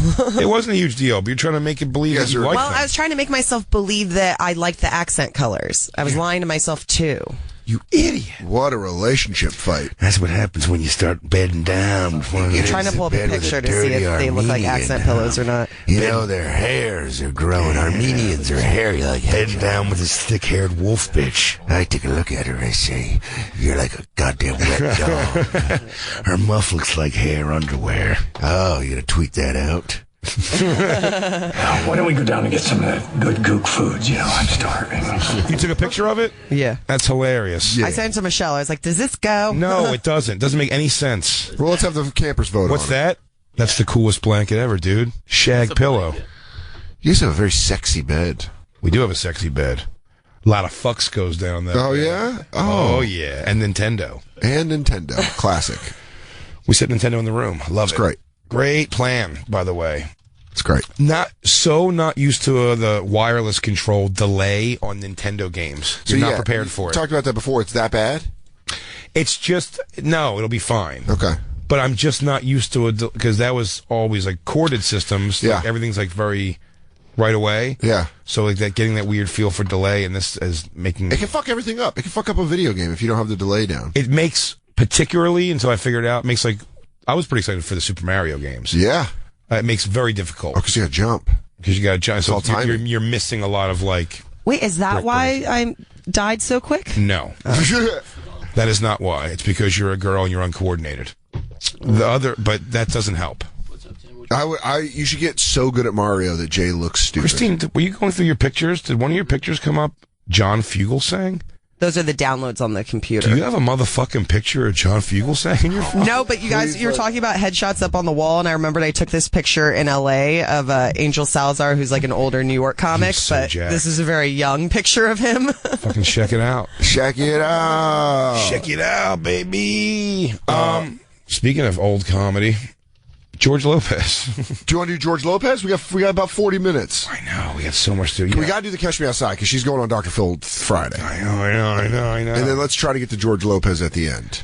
You want to go Catch Me Outside right now? I mean, we got to, dude. It's pretty much, as they say, it's our lead story, but we buried it. We got to keep our running thing going here because we have a couple subjects we're missing today. Then things I wanted to talk about. Things Jay cares about. So I watched this video. Have you watched this yet?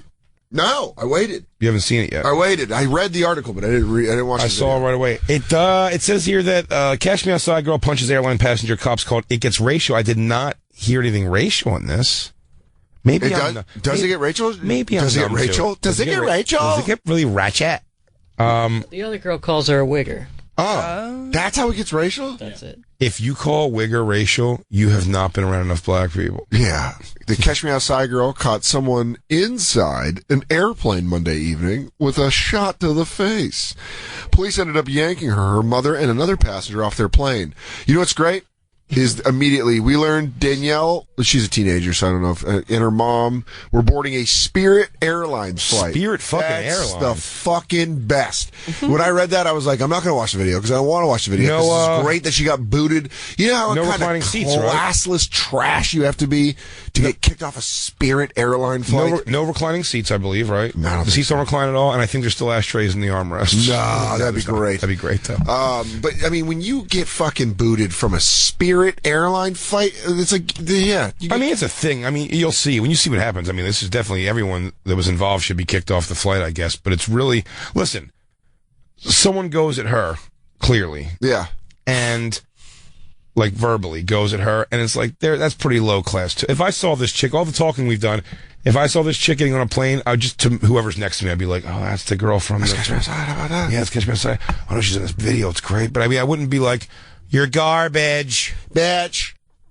You're lucky I just do my Dr. Phil at her. You're lucky I don't have Maggie here right now. What does that mean? What does that mean, move your bag? Oh, I needed you. You Dr. Phil at me? You doing your Dr. Phil at me? I need you 2 hours ago for that. Hi, my name is Dan. I'm here to help out my friend Jason.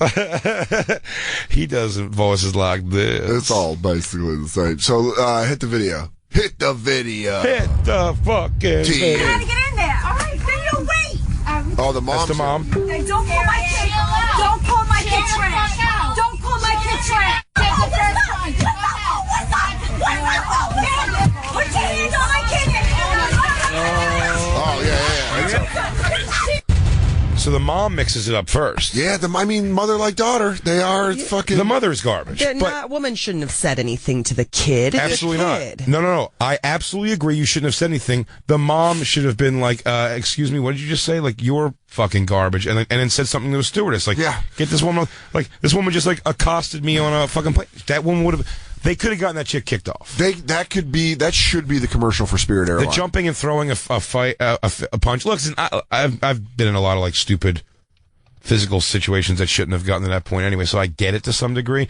But the mom is just like my problem with the mom is that she's on Dr. Phil with such a fucking smug attitude. Like I'm just kind of like, this is her attitude. She's gonna go outside and handle business, I guess, or whatever. Like, she's so like, I can't control her. It's ridiculous. But she's just as much... Well, there's a reason this girl's like this is because her mom stinks.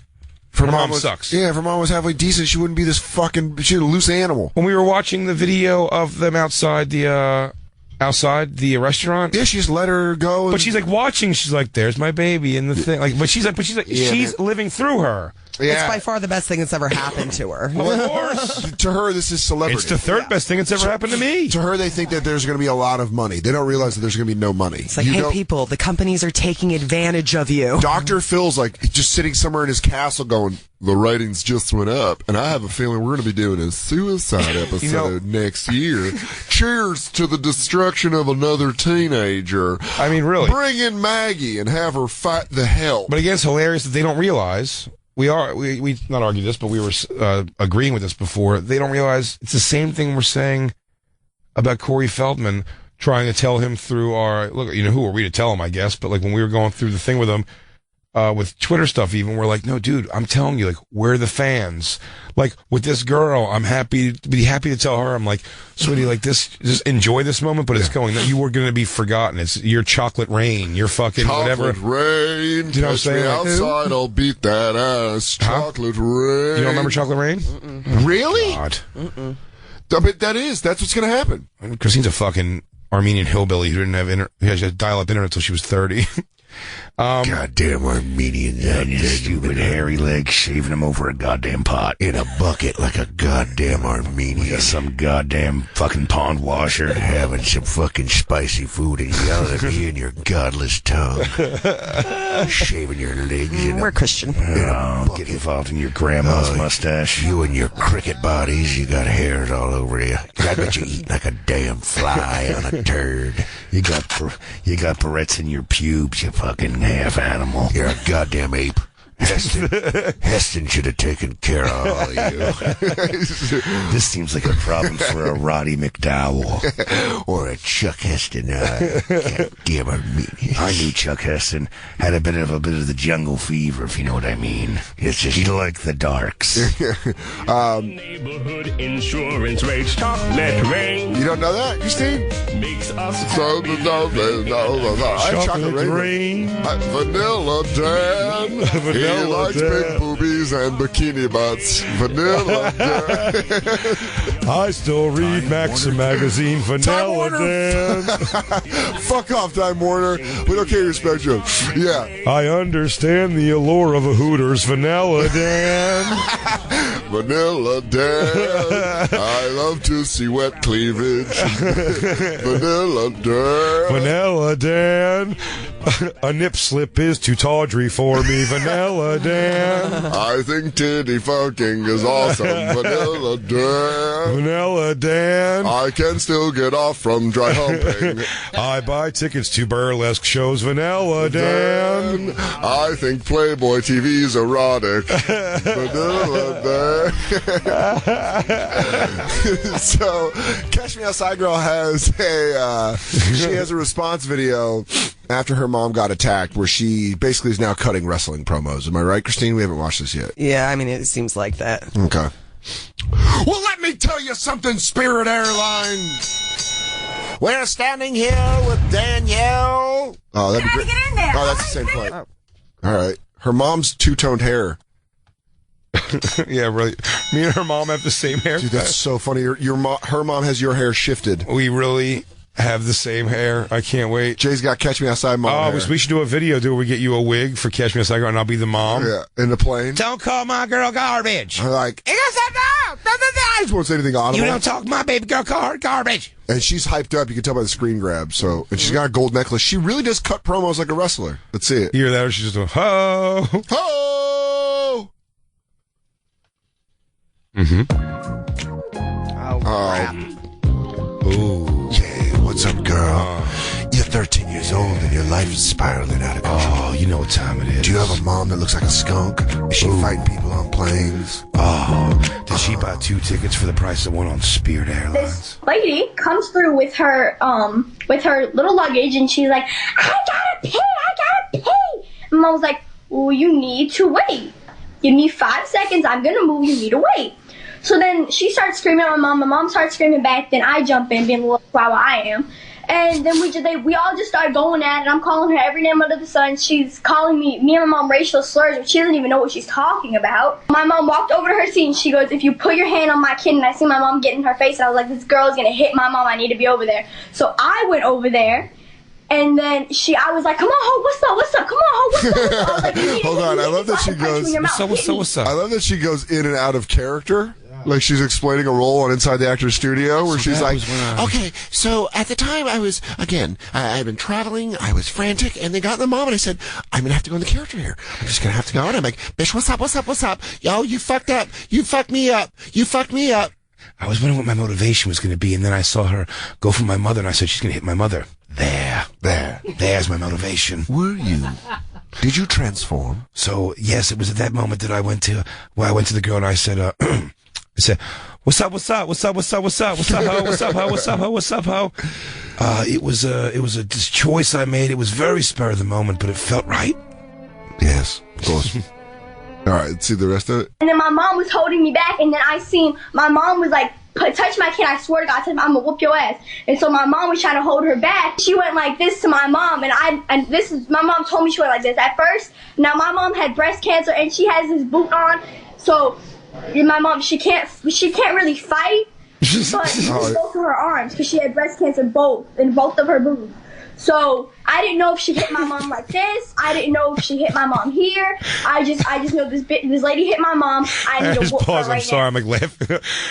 She had breast cancer in both her boobs. So that was the diagnosis to the hospital they go at. They go, I love now she loves her mom. Miss Skunk Hair, you have breast cancer in both boobs. I'll be honest. My kid's a wild teenager. I'll be honest with you. I think this whole thing has brought her and her mother closer together than ever. You realize, you go, oh, the mother's garbage, was trying to exploit her daughter. Her daughter's fine with it. And now they're just two fucking Nimrods who protect each other through the world of getting called dirty sluts. Yeah, they just go. You dirty trash garbage. Which one is you talking about? It don't matter. We're all fighting. The boobs or without boobs? Yeah. Who are you looking for? Cancer boobs or regular boobs? Or young, prepubescent, awkward boobs? Too much boob or not enough boob? Vanilla Dan, masturbating to girls in tank tops. Vanilla Dan. He can come by dry humping his mattress. Vanilla Dan splooges to thoughts in his own head. Vanilla Dan jerks off into the shower. Is anyone else noticing her ridiculous nails she should have never been allowed to get? Yeah, the Wolverine claws that she has. So I was like, yeah, whoa, snicked. Sink, snick, what's up? And I was all like, bitch, what's up? Sink, snick. I can smell them. Oh, she says her booty's. Look at her with some better booty still big. Well, you said she has a music video, right? I thought it's a music video, but it might just be her saying her booty's still big. That's always the great thing when someone jumps to music. Oh. Yes, it is. Vanilla Dan. I get off to Cinemax and stuff. Vanilla Dan sees the appeal of Japanese animation porno. Vanilla Dan. If I could just take a side note real quick, though, I think penises are beautiful. Penises are beautiful, and they need to be shown. They don't need to be... Oh, I meant the anime kind where they're fucking tentacle monsters. Well, that's why they had to do that. They got into octopus stuff because all the dicks are blurred out in Japan. They won't show dicks. They won't show dicks in Japanese porn. Even the animated porn? I don't think I think that's why animated porn got big, because you can just draw whatever you want. Japanese rules. You can draw it all. If you can draw it, you can see it. You can back off to it. If and only if. If you can draw it. Draw it well enough and you can fuck it. These goddamn yellows masturbating all those cartoons. I'd rather have a plate of squid, not a pussy full of it. Hey, Dink, why don't you go fuck an octopus? Oh, look at that. That's octopus porn.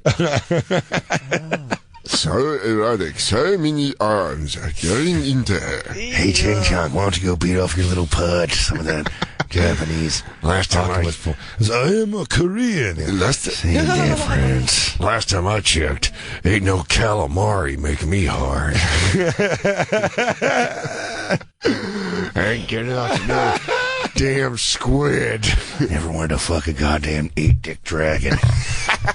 Christine, you're making faces. What is it? No, Christine, this is women fucking actual octopuses. I'm talking about animation, you lunatic. Oh, so gross. What if you found out that's what Christine was okay with? She's in the fucking jamming octopus. She's all perfect. I'm like, hey, you want to have a threesome? She's like, with an octopus? Not with an octopus. You ask every time. Not with an octopus. You just know she gets oddly heated up when you go to aquariums. Ooh. She's putting her suction cup against the wall, against the thing for the octopus. Christine, what are you doing? She just stuck to the fucking aquarium by her puss. Oh my god! That was one deep in her ass. Oh. Yeah, I got the whole head in there. Christine's just like, oh, look at that squishy big old head. The hair for benefits are so good. Finally, you understand the right I love. I don't even like eating octopus. I did eat it for the first time recently. Not a big fan of the texture, though. Yeah, texture's pretty tough if you have it cooked right, though. It's just very, very tough. It feels like octopus. There's no way to describe it. What does it taste like? Octopus? Oh, I couldn't eat it all. I let Christine fuck the rest. She goes, Jay, hold on, I gotta go to the ladies' room. I gotta go powder my nose. She's like, shove this octopus inside my pussy. Would you guys like a doggy bag for your leftover octopus? She's like, no. I'd like to say I have my own carrier. I would like a glass of warm water to soak some of this in. Take off some of the seasoning so it doesn't burn my puss. I don't know, but I got a little bit of cayenne in there once. Did you guys marinate this with olive oil or vegetable oil? Fantastic. I have a peanut allergy, so my puss will snap shut like a bear trap. Before I cram this thing in my clam, I gotta know, what was this thing baked in? Oh man, or octopus porn. So I mean, I guess we'll have more on the Catch Me Outside Girl tomorrow. So boop boop boop. There you go. My mom's comes out. Boop boop boop. Mom's and I is close. It's like Steel Magnolias, except instead of cancer, it's a mad bitchy chick on Spirit Airlines. I'm angry. She angry. Boobs cancer. Dog's there. Boom, boom, boom. Boom, boom. Catch Me Outside. Dog's there. I think we did finish it. No? No, it jumped ahead. Go ahead. Back, and then I seen my mom was like, touch my kid, I swear, breast cancer, and she has this boot on. So I didn't know if she hit my mom like this. I didn't know if she hit my mom here. She tells her story. She still tells a story like a child. I didn't know if she hit her in her cancer boobs. She grabbed her cancer boob, and I unload on her. I'll tell you what, you can kick my mom in the puss, but you do not kick her in her cancer boobs. I did not know your mother had a boob surgery. And I'm a doctor. They look lovely. Did you get some fake ones put on? All right, hold on. Hey, Ronnie. No, they are fake. Oh, we had a bet in the back. Oh, and this is your mother? Enchante. Skip wins the pool. Yeah. Should we take our last break? Yeah, and then we got I can't believe this one's moving fast. Well, we want to talk about Bad Girls Club, but we also got stand-up to watch. Oh, but I think that maybe we should go to the Bad Girls Club thing. Yeah, because Danielle, the girl from Dr. Phil, will be on a Bad Girls Club. Should we make the bets now? Oh, I mean, that's like the dream. Going to be on the Bad Girls Club. She's like LeBron when they put him on Sports Illustrated when she was 16. You're like, oh, she's going to Bad Girls Club. She's a first-round draft pick for Bad Girls If she was 17, 18 right now, they'd probably just, I think you gotta be 21 for that show. Well, now they're gonna like buy her mom a house. She didn't even want it. She's a blue chip player for Bad Girls Club. She's neon. She's being scared. Hell, come on, Danielle. We got Danielle unlimited pass ride for Spirit Airlines. She didn't even want it. I got her mom an upgrade to Southwest Airlines. She didn't even want it. Could you imagine having to do a Southwest fucking seat scrum with this bitch, that family. With those truffle pigs? Hold on, bitch. You wait. Wait, ho. Wait, ho. Oh, elbow, back of the neck. You touched my mom cancer boob. You touched her cancer boob. Oh, you got my mama right on her cancer boob. Someone got a tattoo on their leg that says "Cash me outside." How about that? And that person, terrible art. I wish it was a better. It looks like she got her ass whipped or she had an allergy attack. Yeah. Catch me outside. How about that? I was a pretty bad accident. Those airbags, by the way, full of sulfur. She's got Kanye face from when he had his accident. She's like, through the wire. Catch me outside. How about that? Yeah, I love it. But it's terrible artwork. Well, we'll come back with some Bad Girls Club because this is definitely where Danielle's going to end up. Oh, her life is going that direction. When we come back, some Bad Girls Club news. Because yesterday? Yeah. Last night? Was the East versus West new Bad Girls Club season casting special. No. New season starts next Tuesday. Jacob, you gonna jump on board this year? Yeah, I mean... You gotta jump on board with Bad Girls Club. I'll try it out. We'll all jump on board. Dan, you could jerk off to it. Great. Do you mean Vanilla Dan? Masturbates to pixelated nudity. Vanilla Dan thinks VH1 shows are sexy. Vanilla Dan thinks doing anal's against Jesus. Vanilla Dan doesn't like to be completely naked. Vanilla Dan wears his boxer shorts in the shower. Vanilla Dan. We'll be right back. It's the Bonfire.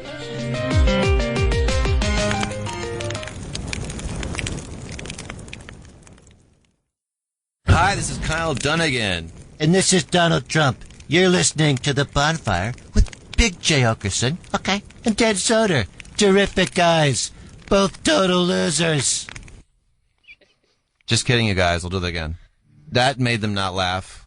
Hi, this is Kyle Dunnigan. And this is Donald Trump, okay? You're listening to The Bonfire with Big J. Oakerson and Dan Soder. Two guys are terrific. They're terrific. Believe me. Believe me.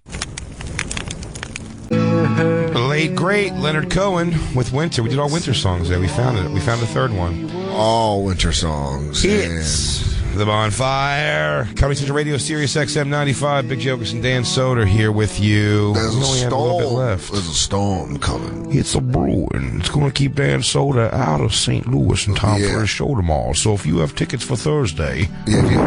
Then I'll be there Friday and Saturday, though, St. Louis. This blizzard will not stop me from getting to you. I must get to you. You will be there. But not tomorrow night. Tomorrow night, it's looking like I'm not going to get in until after the show.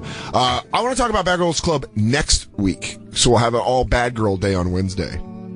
Even with this thing? Yeah, because we don't have enough time. We only have about 12 minutes, and we can do the George Lopez clip.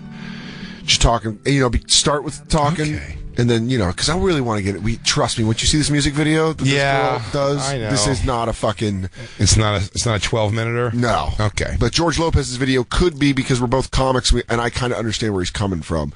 So George Lopez kicked people out of his show, and then all these websites had news stories up about, like, George Lopez, they made him kind of look like the bad guy. Like, he does a racial joke, and a woman walks out, and George Lopez flips out. And you're like... I don't know if he flips out. Listen to me. Antonio Banderas and George Lopez. I watched the video. I'll tell you what. I like what that goddamn panhandler was doing. I'll tell you this. I'll buy a whole basket of oranges from him after he tells great things like that one. Funny shit, I'll burrow. Yeah. hey, muchacho. I like that one. Now get out of my goddamn way. George Lopez says... Not bad. You're firing on all pistolas. Yeah, you're a real shot of tequila, aren't you? George Lopez says, sit your ass down or get the fuck out. I don't mind that. I don't mind that at all. TMZ's not putting the slant on it that like Complex and a couple other websites did, where they were like, George Lopez kicks out a person. And so here's the video. He's doing a joke, and the joke is, there's 2 rules in my family growing up. Don't marry a black person and don't park in front of the house. And he's...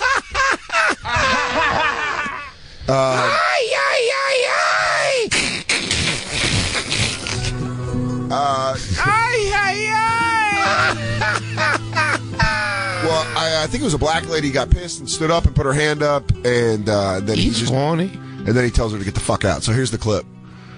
There's explicit language. We should warn you. Pow, pow, pow. There's still 2 rules in the fucking Latinos family.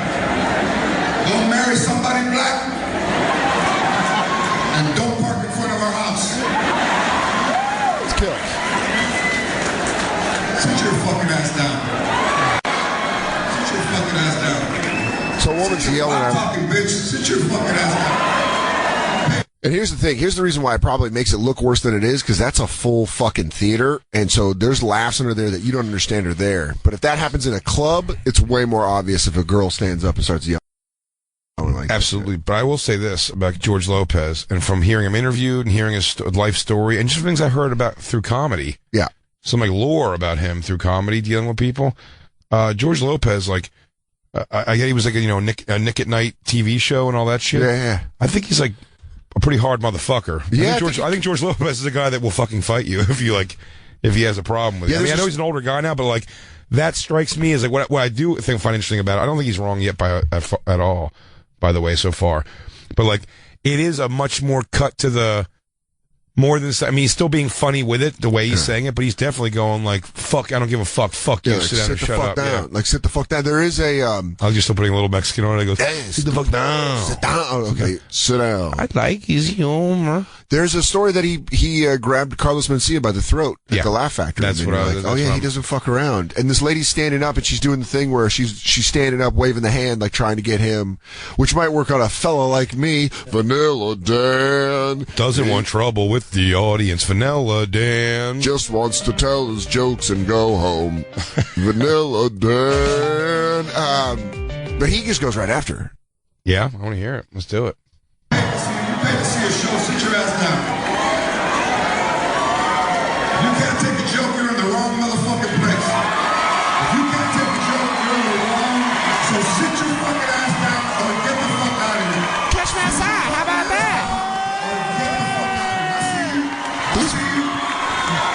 Okay, titty motherfucking, I motherfucking in your ass. What do you say? I don't know. Play that back.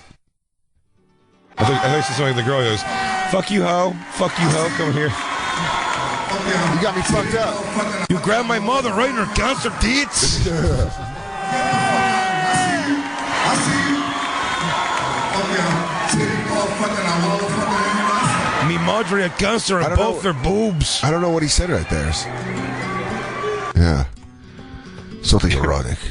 The combination to the safe is 17, 29, 34. People aren't going to pay attention because they think we're in conflict. So he just basically does that. They get kicked out, and then he goes right back into his act. It's not even that big of a deal.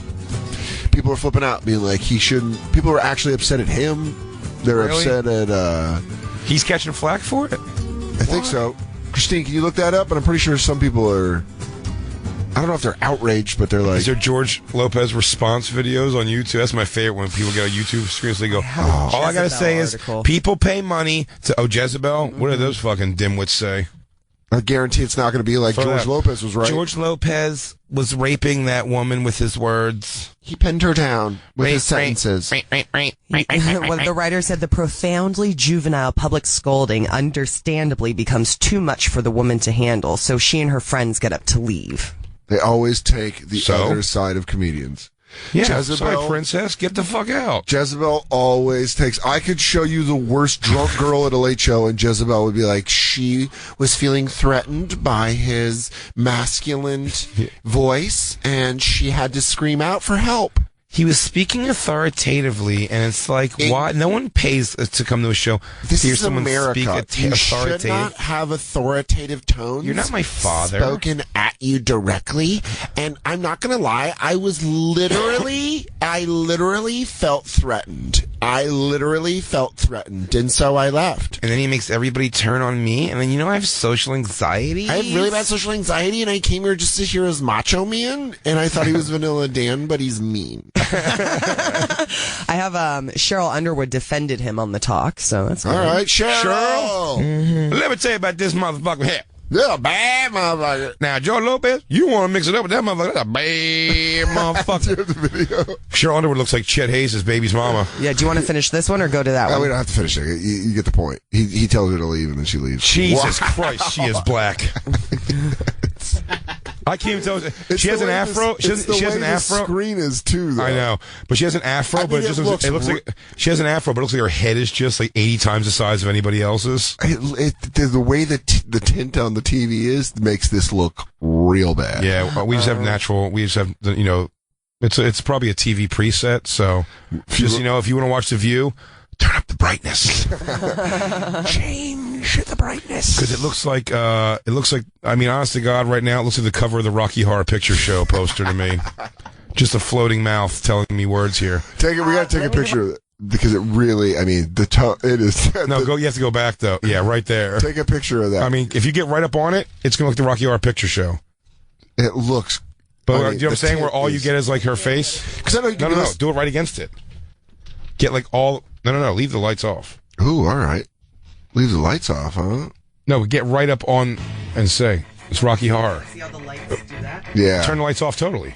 Can you turn them off completely for a minute? Merkface, kill the lights. Fleeting.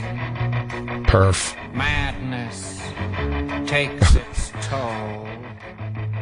Don't put on the flash, you bastard. All right, there it is. Now here, you got it. All right, let's hear what she says about it. Thanks. We'll tweet that out at the Bonfire SXM on Twitter, Instagram, Snapchat. Man, she is dark. Holy hell. What's that floating set of teeth next to Sharon Let me Osbourne? get my first. I have great affection for George Lopez. That's right. He's been very kind to both of us in our careers. He's helped us both, and he's a good friend. to the show. Yeah, that's right. Darlene, look out. There's a silverback in a chair next to you. Clint Eastwood, you're not supposed to go on until tomorrow. I came early. I'm punctual like a white man. I don't like different smells. I came here to see what kind of smells there are. What's with the gook on the end? I thought we were going to go right into that. Dead silence hurt. And I want to tell y'all something. I've been there where, see, that's why we don't want to be recorded inside of the venue. Yeah. Because if you're just looking from the outside in, you think, oh, he's attacking this black woman. But once you throw up the bird twice, and you're in the first few rows, you have now inserted yourself into the show, and it depends on the mood of the comic of how they handle it. He did not say he wouldn't marry a black woman. You're turn into I'm still Bernie in the Mac? running to be a low. At the end, she started. Holy shit. It almost, Does she have an extra set of teeth inside her other teeth like Alien? No, she's a little gummy. Cheryl Underwood, by the end, I ain't scared of you. By the end, it started turning into Bernie Mac. I ain't scared of you motherfuckers. I'll marry George Lopez. Yeah, I'll marry you. Yeah, Cheryl Underwood, by the way, used to do purse comedy. Remember that? Yeah. When she just carried her purse always on stage with her? Yeah, but you know what? Good for her standing up for George Lopez, because I don't know why any comic should stand up for any comic in a situation like that. Unless, listen, if George Lopez lost his cool and it was just kind of going like Kramer, if you want Kramer, yes, if he was kind of like, if it just became like not funny at all. Like, look, you can go funny or you can go cheerlead. Yeah, in a grand scale performance, he's performing for probably fucking several thousands people. Yeah, he can't.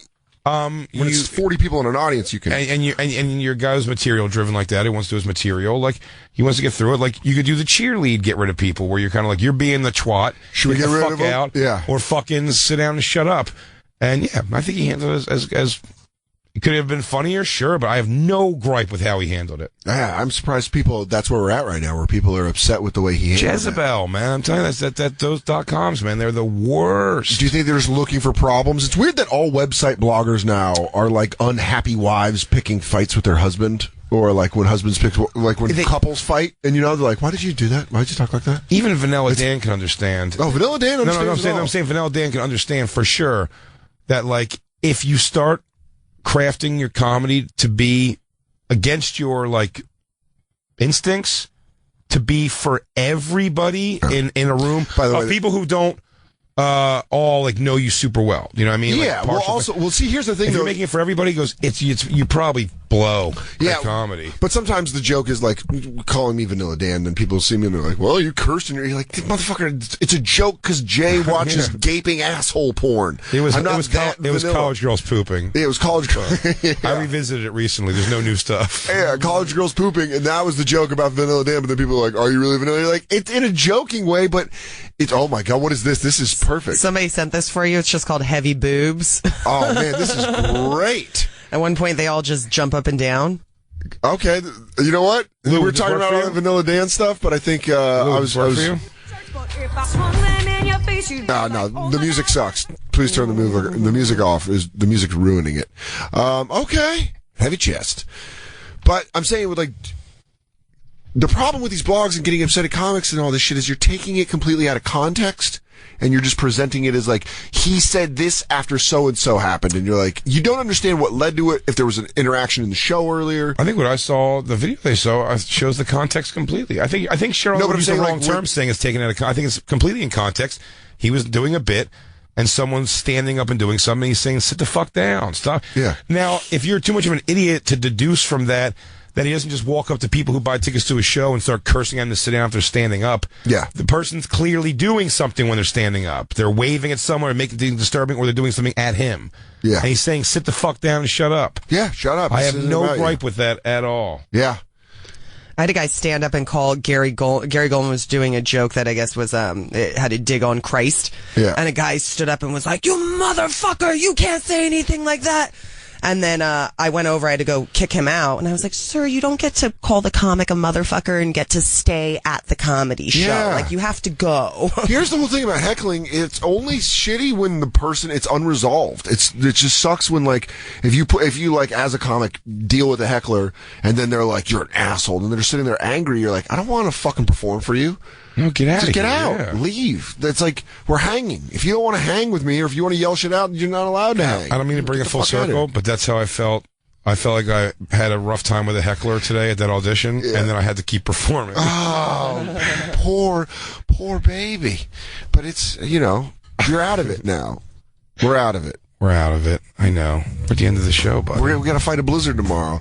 You can catch Big J. Oakerson outside. How about that? You can catch me outside. You can also catch him at Comics Mohegan Sun, February 16th through the 18th. Thank you. You have a good memory, Dan. And then he's going to be in Helium in Buffalo Thursday, February 23rd through Saturday, February 25th. Go check him out at bigjcomedy.com for all your tickets. Also, Danny Soder is going to be at Helium, unfortunately, this weekend, only Friday and Saturday, it would seem, because of the weather, inclement weather. So make sure you go check them out. If you have tickets for Thursday, call the club. I'm sure they will work that out. You can come back. I'm sure they're honored that for Friday and Saturday. Dan is absolutely hilarious, so still be excited that he's coming out.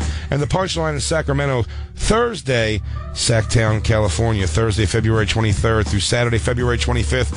I love that club. Dan, you been there before? Yeah, I love it. So great. Love it. Go to dansoder.com and Punchline Sack. That's punchlinesac.com for tickets. And don't forget, season 2 of Billions, Dan. I'm so proud of you, dude. This is such a cool thing. And you are a fucking great at, not just a fucking voice, not just a voice and impressions talent that you indirectly made me nervous. Like, you fucking made me second guess myself at an audition you weren't even at. I'm like, Dan's good.